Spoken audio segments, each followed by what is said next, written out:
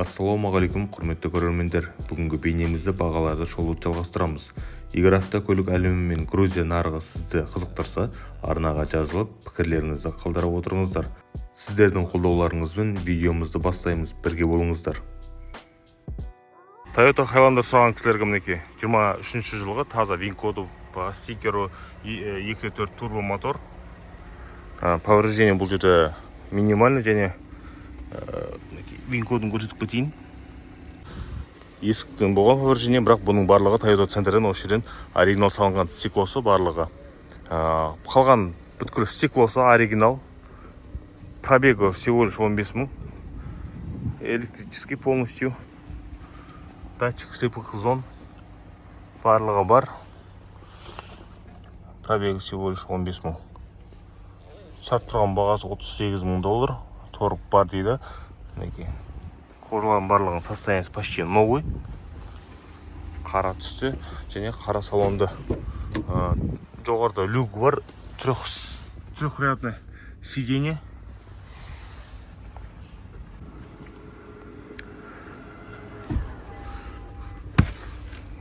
Барлық запаскасы, секреткасы,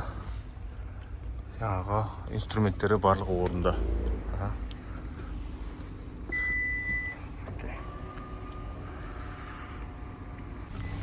Асы өте тап-таза.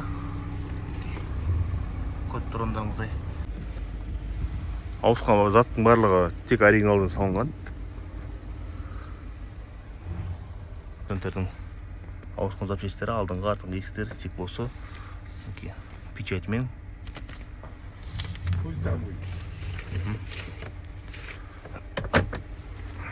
Жалпы осылай жақсы состояниеде для себя іздегендеріңіз болса, даже лобовойға дейін, но боковой корпустар бұл. Тоже барлығы оригиналдан салынған. Лобовой барлығы өзіңкі, только ана стеклосы ауысқан, есіктер ауысқан. Повреждение сол жағынан кішігірім болған.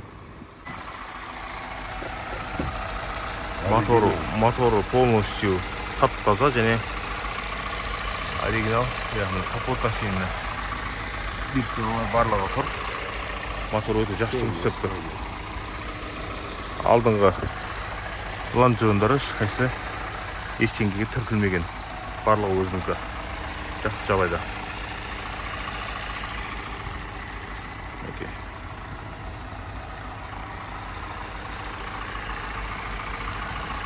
Осылай, кімге жақсы Toyota керек, осы вариантты көрсеңіздер болады. 3.5 Highlander 2022 жылғы, бұның бағасы $37 500. Так, полная комплектация. Бұл жерде минимальный повреждение деп қойған. Кімге 3.5 керек, полный привод. Осындай варианттардан бар. Так, бұның пробегі 31 000 майл. Бұл жерде уже монитор, үлкен монитор. Люк. Трехрядное сиденье бұл жерде. Так, JBL колонка. Акустика полный JBL, push start. Мультимедиа барлығы бар. Камера. 360. Вин-коды. 22 жылдың 3 айында шыққан, мартта. Түсі ашық көк.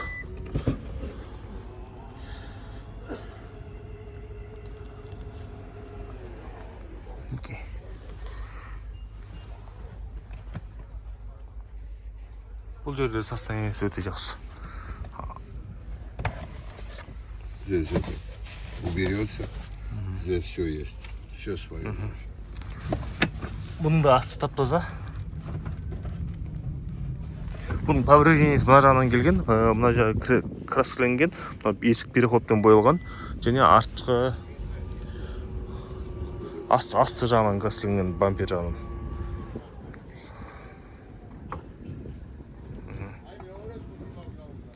Жалпы осылай.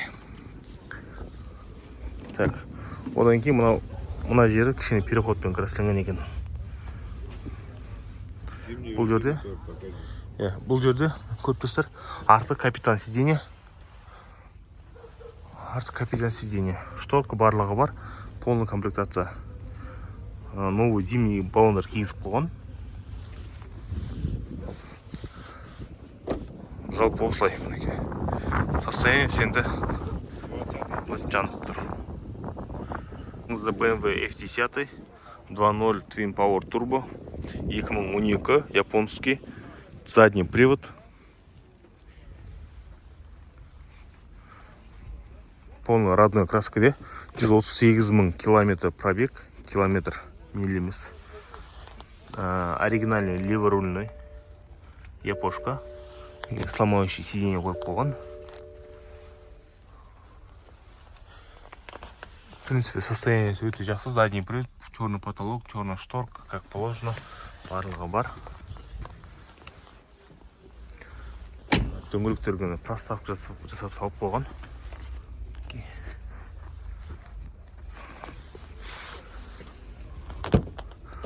Артында шторка.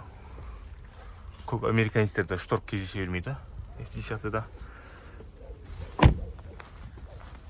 Мұнда да проставкамен тұр. Машина өте таза. Құсап тұрған бағасы 10 000 доллар.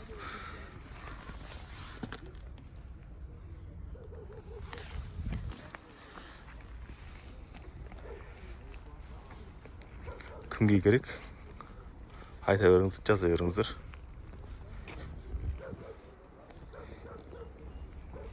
Мына жерде корейстер толып келіп қапты.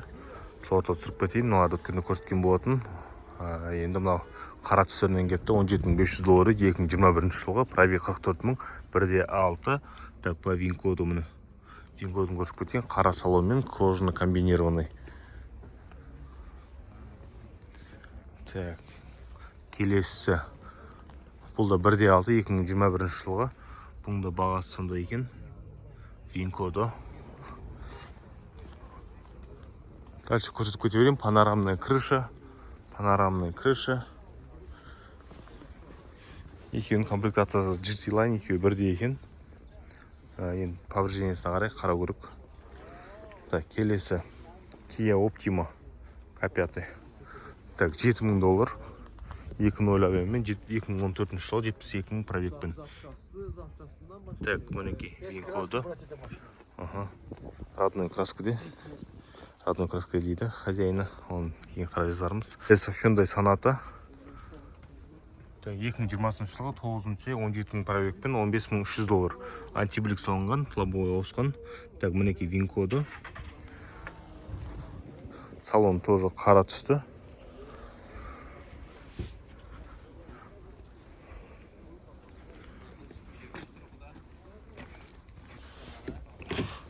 Жабық тұр екен.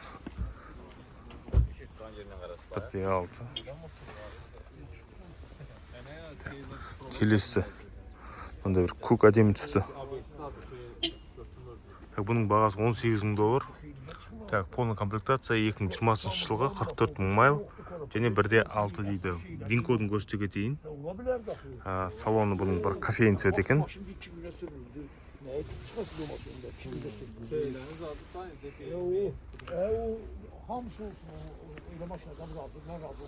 Так, келесі Hyundai Elantra 7 000 доллар.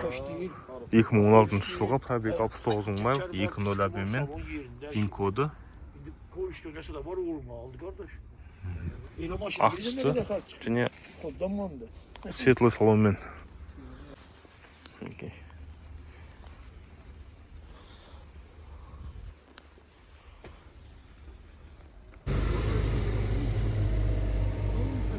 Это 2015 жылы 13 300 доллар сап тұр. 3.0 мотор, задний привод.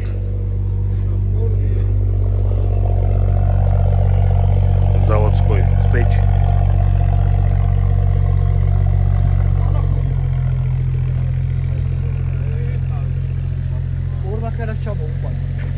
От него снял торпеду. Именно свой цвет поставил со своей аэрбагом. Даже на коленниках обманки не стоят. Где они стоят, я тебе честно говорю, вот здесь. Одна вот это не стоит, остальное на коленниках, на торпеду, на руле. Могу снять, показать. И даже, брат, смотри. Если она где-то тронута, у тебя толщина между собой, брат, смотри, если где-нибудь краска есть, даже вот здесь, смотри. Даже вот здесь его видишь. Нигде ничего не было. Даже вот здесь, смотри, брат. Ай, на лонжеронах, смотри, ай, на балку. Я все оригинал поставил. Даже вот, видишь, пластмасса. Все оригинал. Даже вот эти петли, смотри. Если она подвинута, вот смотри, даже на своих местах стоит, видишь? Просто фото были не такие хорошие, как должно быть, понял? А удара не было, брат. Даже вот это лонжерон тоже, посмотри, вот здесь. Видишь, ай, даже мовилах видно, и на лонжеронах, видишь? Ничего не было внутри, брат. Просто она, честно, идеальная машина. И то, что моя, а вот эта белая тоже моя. Но если бы для меня был бы выбор, я тебе эту взял. Обе задние привода. Здесь тут еще нет пробега. Работает как часы.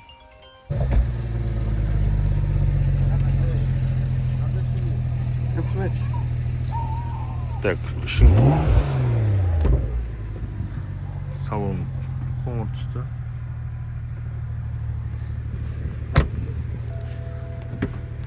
Сломающее сиденье полностью. М-руль. Химчистку сделали просто, короче, весь на машине. Пробег 8 мың. На спорт только.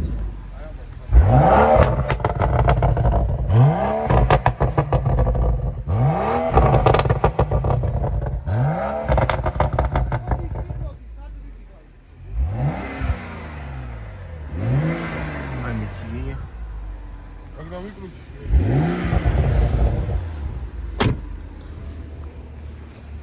Барлығы жалпы қойған дискісі барлығы әдем М-полный диск қойған. Бұның вин кодын көрсете кетейін.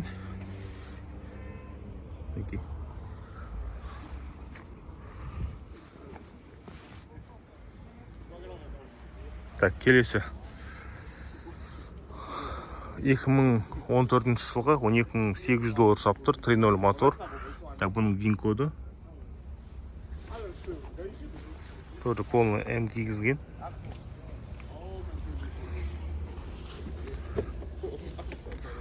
Қоңыр салоны, бірақ салоны кішкене шаршап қапты. Сломающее сиденье. Бұл жерде М-руль 157 мың майл.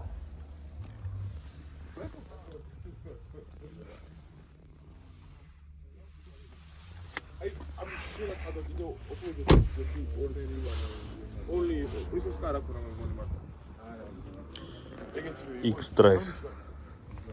SF10 2014 жылғы 3.0 мотормен $12,700. Так, вин кодын көрсете кетейін. Бұнда полный М кигізіп қойған. Мына жерде енді тек BMW сұратын жігіттер, поэтому барлығын М-ға кигізеді. Так, бұл жерде салоны қара түсті. Ломающее сиденье, М-руль. Так, мінекей. 4 кнопки.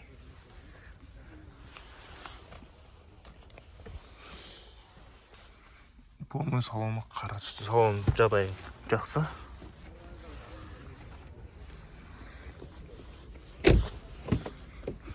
Мінекей.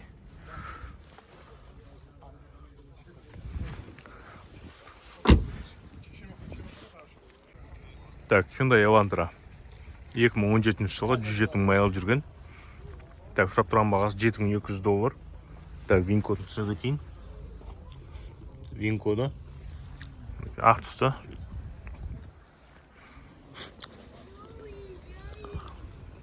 Осы реттен ары қарай до конца түсіре кететін боламын. Ішін көрсете кетейін. Так, велюровый тканин салон.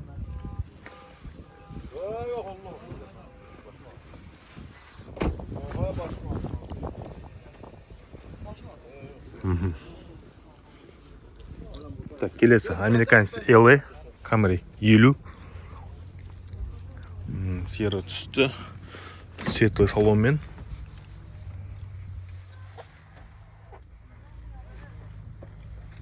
Так, сұрап тұрған бағасы $7,000 қазір. 2014 жылғы 140 мың майл жүрген. Так, вин кодын түсіре кетейін.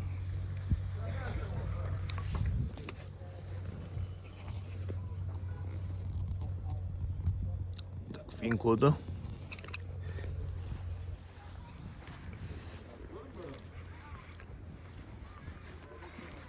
Так, келесі AC комплектация ақ түсті. Так, бұның сұрап тұрған бағасы $7300. 2013 жылғы 2.5 мотор. Так, ВИН-кода.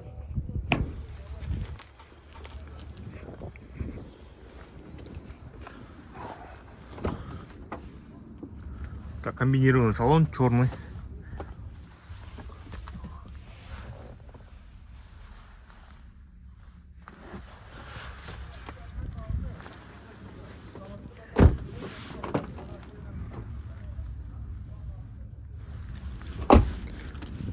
SE комплектация. Бында с виду состояние сәл нашар екен. Так, 2013 жылғы $7200. Так, міне ВИН-коды. Ақ түсті, қара салонмен болды. Комплектация SE. Сәл тозып қалған екен ішінде.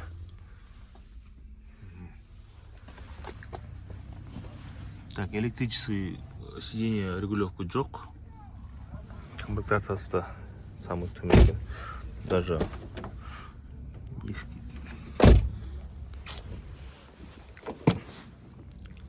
есік ашылу даже қиын ғой. Солай, в общем. Так, келесі. Мына машина кішкене мусор отқан машина екен. Так, 55. 2016 жылғы $8500 дейді. Так, ВИН-коды. Қара түсті. Мына жақтары нашар боялған екен. Сіздерге көрсетем, көрініп тұр ма? Көріп тұрсыздар ғой да. Өте нашар боялған екен. Мына жағы полностью. Салон бір көрсете кетейін. Енді біраздан бері тұрған тозып қалған машиналар сияқты. Так, келесі тоже 50. Так, 7006. ВИН-коды. Қара салонды мокрый асфальт түсті. Мына жерде өңшең шаршап қалған кабриолар екен. $8000 2013. ВИН-код. Тоже қоңыр түсті люкпен. Бесключевой доступ. Так, датчик слепых зон. ПСМ датчик, то есть электрический барлығы бар. Комплектациясы жақсы, бірақ болды тозып қалған екен біраз. Так, Сиеналар 2021 жылға. Мына XLE комплектация, мына LE комплектация. $24500 сап тұр. 21 жылға 49 майл жүрген 2.5 гибрид. Самая базовая комплектация, LE комплектация. Так, ВИН-коды. Уже грузинский учетта екен. Хозяйны қазір жоқ, сол себепті қазір ішін көрсете алмаймын. Так, мынау келесі, бұл свежий келген XLE комплектация.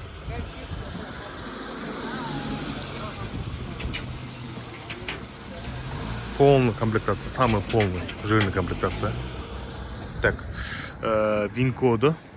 Көрінді ма? Так, $31000 сап тұр. 2021 жылға 37 майл жүрген 2.5 мотор.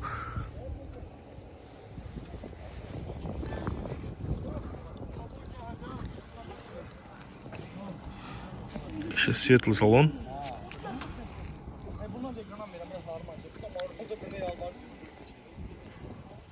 Сена гибридтер бойынша осындай бағалар.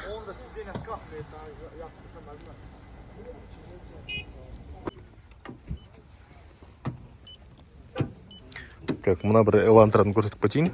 Бұның удары алдынан капоттан ғана келген екен. Оны өйтіп ауыстырып, цвет бояп қойған. Так, $6900 сап тұр. 2017 жылға. Так, ВИН-кодын көрсете кетейін. 80 майл жүрген 2.0 объеммен. Мокрый асфальт цветте. Салонның цветі светлый, серый. Так, электрический сиденье жоқ, ручной. В принципе, базовая комплектация. Мультируль.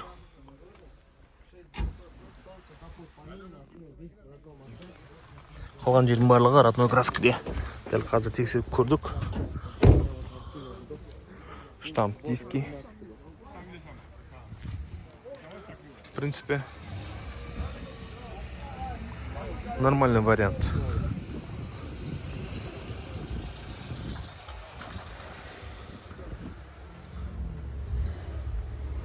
Kia Optima 6700 доллар сатып тұр. 2016 жылғы 113 майл жүрген 2.4 мотормен. Да, вин-кодын көрсете кетейін. Полный кожаный салон. Комплектация жақсы, панорама крыша. Бұның енді Carfaxпен қарау керек болады. Мына жағы жасалған сияқты осы. Так, артынан көрсетіп жіберейін. Так, есігі жабық тұр екен, ішін көрсетуге.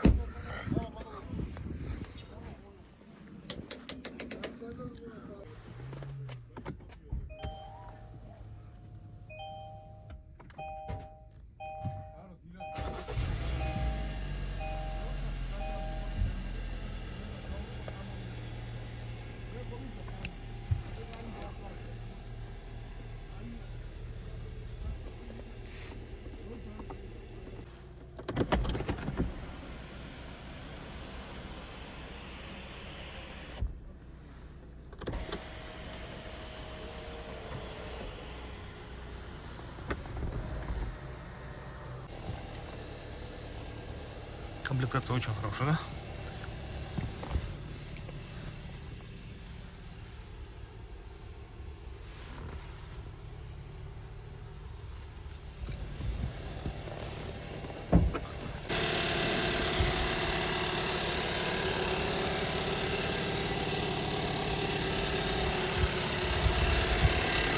Алюминиевый.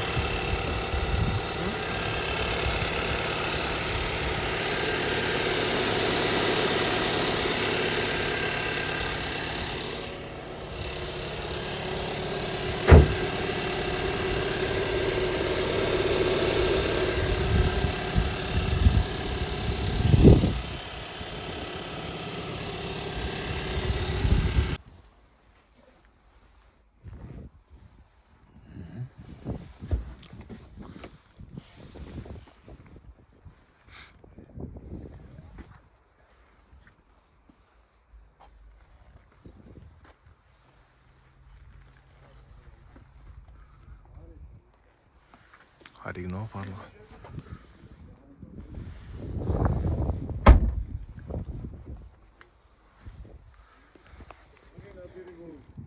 Камера 55 без удар деп жазып қойыпты. 8900 доллар 2015 жылғы 115 майл жүрген 2.5. Так, вин-кодын көрсете кетейін. Так, іші жабық екен. AC комплектация. Тоже жақсы вариант сияқты. Көру керек, қарау керек. Так, келесі осы ряттағы барлығын көрсетіп кетейін сіздерге. Так, Ford Fusion бұнда көрсете салайын. 2017 жылғы 7500 доллар 121 мың майл 2.5 мотормен. Бұның вин-коды. Егер қызықтыратын болса. Келесі без удара тоже камера 55. 8300 доллар 2016 жылғы 2.5. Бұның пробегі 137 мың дейді. Так, міне вин-коды. Черный металлик цветте. Так. Келесі камера 50 2013 жылғы 8500 доллар 2.5 мотормен 180 майл жүрген. AC комплектацияда броник жазып тұр екен. Так, вин-коды. Так, комбинированный салон.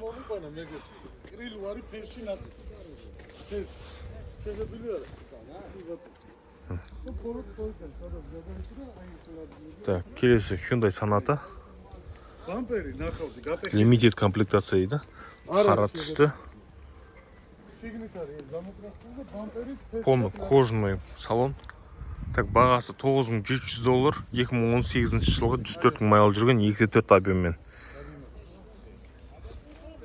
Так, вин-коды. Вин-кодын көрсете кетейін. Так, келесі K5 19 мың доллар 22 жылға. Так, 7 майл 23 жылғы 19 500 доллар 2.5 23 жылғы 17.500 доллар, 27 майл жүрген 2.5 SE комплектация. Так, Hyundai Sonata 13.900 доллар, 2019 жылғы 99.000 километр, 2.5. Так, 7.000 доллар дейді, Infiniti. Так, 2014 жылғы гибрид екен 3.5. 153.000 майл жүрген, 7.000 доллар. Santa Fe 2023 жылғы. Комплектация полиграф. Так, бұнда 4.000 майл жүрген, 30.000 доллар дейді. Комплектациясы Harman Kardon акустикамен.